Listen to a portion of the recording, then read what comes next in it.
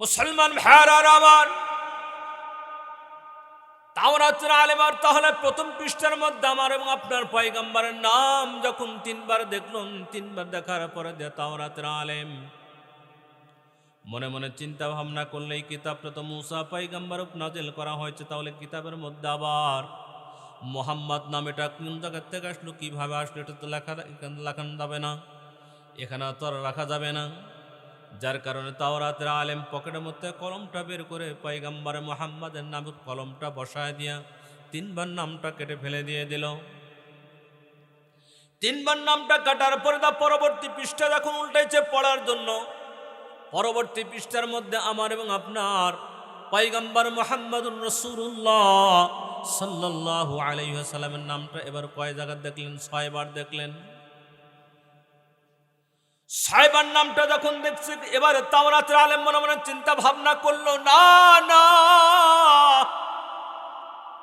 এই নামটা রাখা যাবে না, কলমের খোঁচা দেয় 6 বার নামটা কেটে দিয়ে দেয়।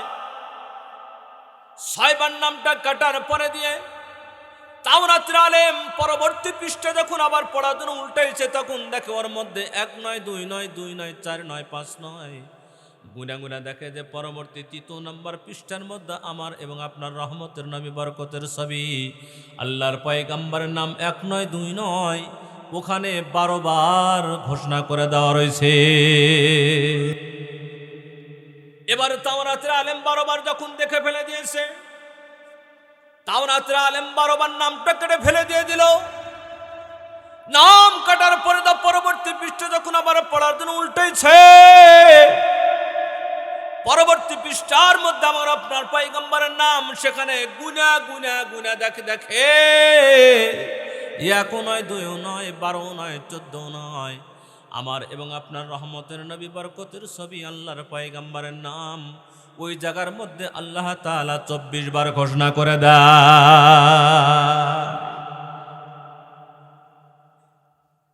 এবার যখন 24 বার নামটা দেখছেন তাওরাতের আলেম, পকেট থেকে কলমটা আবার যখন বের করছে, না না, মুহাম্মাদের নাম এটা কোন জামানার নবী, কোথায়কার মানুষের নাম? তাওরাত কিতাবটা মুহাম্মাদুর রাসূলুল্লাহকে দেওয়া হয় নাই, হযরত মূসা আলাইহিস সালাতু ওয়াস সালামকে তাওরাত কিতাব দেওয়া হয়েছে। তো তাওরাত কিতাবের ভিতরে এই নামটা দেখা যাইতেছে। আবার তাওরাতের আলেম হিংসায় বশবর্ত হয়, এই জন্য এরপরে আবার কলমটা নিয়ে মুহাম্মাদের নামটা কাটার জন্য যখন যাইতেছি, কলমটার সঙ্গে সঙ্গে হাত থেকে এরকম ফসকে জমিনের মধ্যে পড়ে গেল।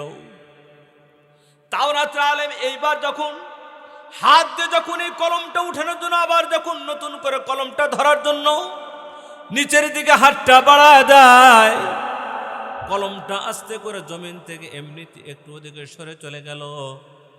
গায়েবী একটা আওয়াজ চলে আসলো, এই ব্যাপার তাওরাতের আলেম, গায়েবী আওয়াজ চলে আসলাম, তাওরাতের আলেম তুমি কি করতেছো? কারণ হলো যার নামটা তুমি একের পর একভাবে তুমি কেটে দিতেছো, এই লোকটা তো দুনিয়ার অন্য কোনো মানুষ নয়, এটা হলো আখিরি জামানার পয়গম্বর মুহাম্মদুর রাসূলুল্লাহ সাল্লাল্লাহু আলাইহি সাল্লাম। এই নামটা তুমি কাটতেছো, কারণ এই নামটার জন্য এই তাওরাত শরীফকে তৈরি করা হয়েছে। এই নামের লোকটার জন্য তামাম আসমান এবং জমিনের সৃজন করা হয়েছে।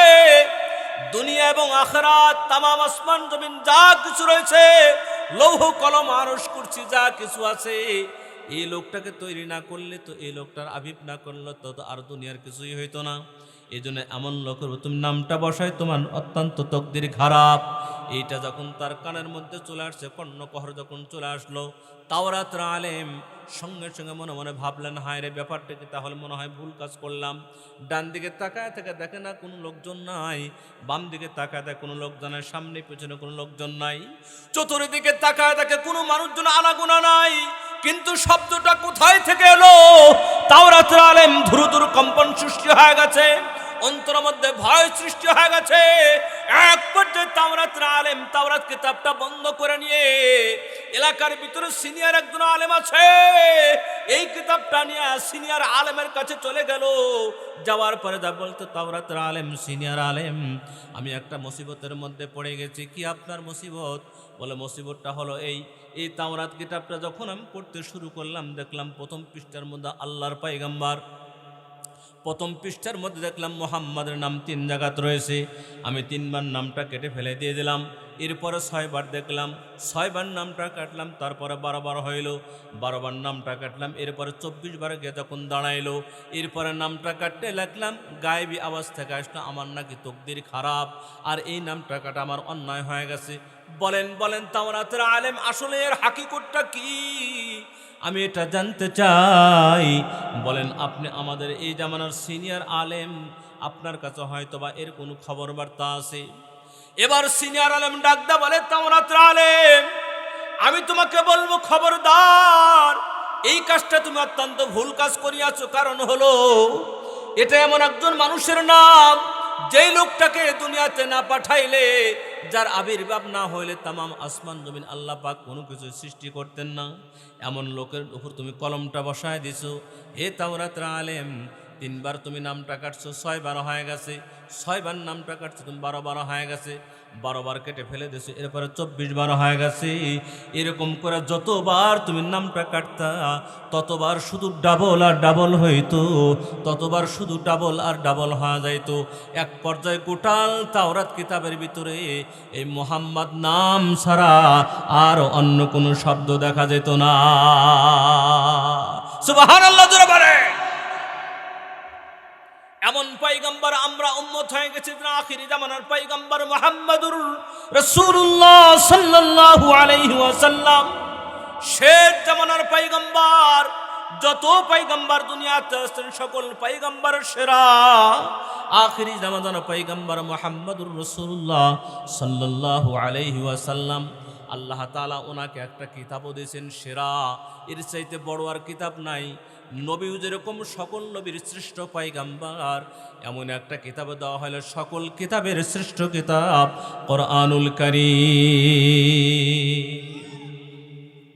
এই জন্য যত নবী দুনিয়াতে আসছেন সকল নবীরা দুনিয়া থেকে চলে যাওয়ার পরে দিয়া দাওয়াতের আমল বন্ধ হয়ে গেছে, কিতাবের উল্টা পাল্টা শুরু হয়ে গেছে।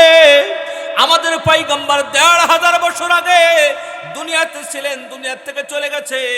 ওই যে ১৫০০ বছর পূর্বে কোরআনুল কারীম যেরকম ছিল, যেরকম সাজানো ছিল, গোছানো ছিল, আয়াতের সংখ্যা যেরকমই ছিল, একটা সূরা আর একটা সূরা পরে যেরকম সাজানো ছিল, আজও পর্যন্ত ওই রকম ভাবে সূরাগুলো সাজানো আছে। তার মানে হলো দুনিয়ার যত পয়গম্বর দুনিয়ার থেকে চলে গেছে, আমল বন্ধ হয়ে গেছে, চর্চা বন্ধ হয়ে গেছে, কিতাবগুলো উল্টাপাল্টা হয়ে গেছে। এখন পর্যন্ত আসল কোনো কিতাবের অস্তিত্ব আর কোনো জায়গাতে বাকি নাই। শুধুমাত্র কোরআনুল কারীমের সবচাইতে বড় মুআজিজা হলো কোরআন শরীফ আগেও ১৫০০ বছর আগেও যেরকম ছিল, আজও পর্যন্ত এরকম আছে, কিয়ামত পর্যন্ত কোরআনের এই অবস্থায় বাকি থাকবে। সুবহানাল্লাহ জোরে বলেন। এই জন্য কোরআনুল কারীমের কোন আয়াত এটা পরিবর্তন করার কারো কোনো পাপের তাগত হবে না। সুতরাং এই কোরআনুল কারীম এটা আমাদের জন্য সবচেয়ে বড় মুআজিজা আর বরকতের একটা বিষয়। কিন্তু বড় মুসিবতের কথা, বড় দুঃখ এবং পরিতাপের বিষয় সেটা হলো এই, আজকে সেই কোরআনুল কারীম আখিরি জামানার পয়গম্বর আমরা উম্মত হয়েছি, কিন্তু আমাদের তো সেই খবরটা আর নাই, আমাদের সেই খবর নাই। কোরআনুল কারীম এটা শিক্ষা করা প্রত্যেকটি নর এবং নারীর উপরে ফরজ আইন। নামাজ পড়া যেমনি ফরজ, কোরআন শরীফ ওইরকম ভাবে বিশুদ্ধভাবে তেলাওয়াত করা তেমনি ফরজ। কিন্তু আমাদের মধ্যে অনেক মানুষ এরকম আছে যারা আমরা কোরআন শরীফ 50 বছর পার হয়ে গেছে, 60 বছর পার হয়ে গেছে, এখনো পর্যন্ত কোরআন শরীফ তেলাওয়াত আমরা করা শিখি নাই। আছে কি নাই? এই কথা বলেন, আছে কি নাই? অনেক লোকের আছে 60 বছর বয়স হয়ে গেছে, এ পর্যন্ত নামাজের মধ্যে তাশাহুদ পড়া লাগে, তাশাহুদ পড়তে পারে না, তাশাহুদ জানে না। নামাজের মধ্যে দরুদ শরীফ পড়তে হবে, দরুদ শরীফ পড়া জানে না। হ্যাঁ, নামাজের মধ্যে দোয়ায়ে কুনুত পড়তে হয়, বেতরের নামাজের সেটাও সে জানে না। এই হলো আমাদের মুসল্লিদের অবস্থা। এরকম যদি মুসল্লি হাজারো বার নামাজ পড়ে, সেই নামাজ আল্লাহর দরবারে কখনো কবুল হবে না। কিন্তু সমাজের মধ্যে বড় অভাব, কোরআন শরীফ বিশুদ্ধভাবে তেলাওয়াত করানেওয়ালার বড় অভাব। এবং শুধুমাত্র কোরআন শরীফ বিশুদ্ধভাবে তেলাওয়াতকারী নয়, বরঞ্চ কোরআন শরীফের এখন বিদ্রোহী, কোরআন শরীফের বিপক্ষগামী, কোরআন শরীফের বিরুদ্ধে কথাবার্তা, হাদিসের বিরুদ্ধে কথাবার্তা, নবী রাসূলদের নিয়ে উল্টাপাল্টা কটূক্তি কথাবার্তা, এটা মুসলমানদের ঘরেই কিছু কিছু মানুষ তৈরি হইতেছে। ঠিক না বা ঠিক ধরে বলেন? মুসলমানদের ঘরেই তৈরি হইতেছে। কোরআনের শত্রু, হাদিসের শত্রু, নামাজের শত্রু, রমজানের শত্রু, যাকাতের শত্রু, মাদ্রাসা মসজিদের শত্রু, ধর্মের শত্রু মুসলমানদের ঘরে লালন পালন হইতেছে। মুসলমানদের ঘরে তারা লালিত পালিত হচ্ছে। ঠিক না বে ঠিক ধরে বলে? মুসলমানদের ঘরে জন্মিতেছে, মুসলমানদের পোলা, মুসলমানদের পরিচয় দেয়, বাপেও মুসলমান, মায়েও মুসলমান, তার 14 গোষ্ঠী মুসলমান, কিন্তু তার ভিতরে নাস্তিক এবং মুরতাদের রক্ত বইতেছে। ঠিক না বা ঠিক ধরে বলে? এটা আমাদের দেশের মধ্যেই আছে, আমাদের দেশের ভিতরেই আছে। কিন্তু নাস্তিকবাদ আর মুরতাদিবাদ যতই করুক না কেন, কোরআনের সাথে সারা জীবন উল্টাপাল্টা করে যেরকম কেউ রেহাই পায় নাই, পর্যদস্ত হয়েছে, লাঞ্ছিত হয়েছে, অপমানিত হয়েছে, নিগৃহীত হয়েছে, দুনিয়ার থেকে অপমানিত হয়ে বিদায় হতে হচ্ছে, আজও পর্যন্ত পৃথিবীতে যত জায়গায় যত যেখানে অবস্থার ভিতরে করুক না কেন, কোরআনের সাথে যারা বিরুদ্ধচারণ করে, ধর্মের সাথে যারা বিরোধ যারা করে, তাদের অবস্থা ওই যে হামান, কামান, নমরুদ, উতবা, সাইবা, আবু জেহেলের মতনই হইবে। হইবে কি হবে না?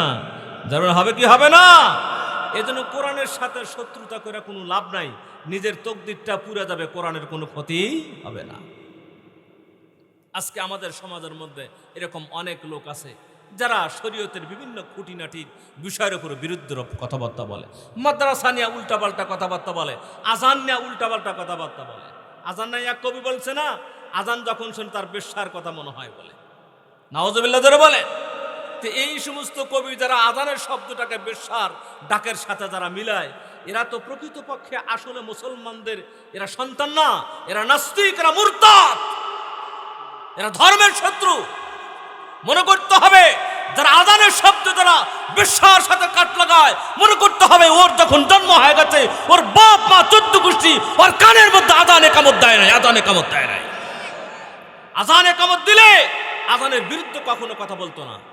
মৌলবীদের পরিচয় জানাইলে নিজের সন্তান না মৌলবাদ বলতো না, নিজের সন্তান মৌলবাদ বলতো না। ইমাম সাহেবকে দেখলে জঙ্গি বলতো না, মাদ্রাসার হুজুরদেরকে দেখলে পারে জঙ্গি বলতো না। কারণ ছোটবেলায় তার বাবা তার মা মৌলবীদেরকে চিনায় নাই, আলেমদেরকে চিনা নাই, কোরআনের হাফেজদেরকে চিনা নাই, নায়ক নায়িকাদের চিনেছে, সিনেমার নাটকদেরকে চিনাইছে। ঠিক না ঠিক ধরে বলে? সুতরাং ধর্মীয় অনুশোচনা ছোটবেলার থেকেই নিতে হবে, ছোটবেলার থেকেই নিতে হবে, তাহলে সব ঠিক হয়ে যাবে।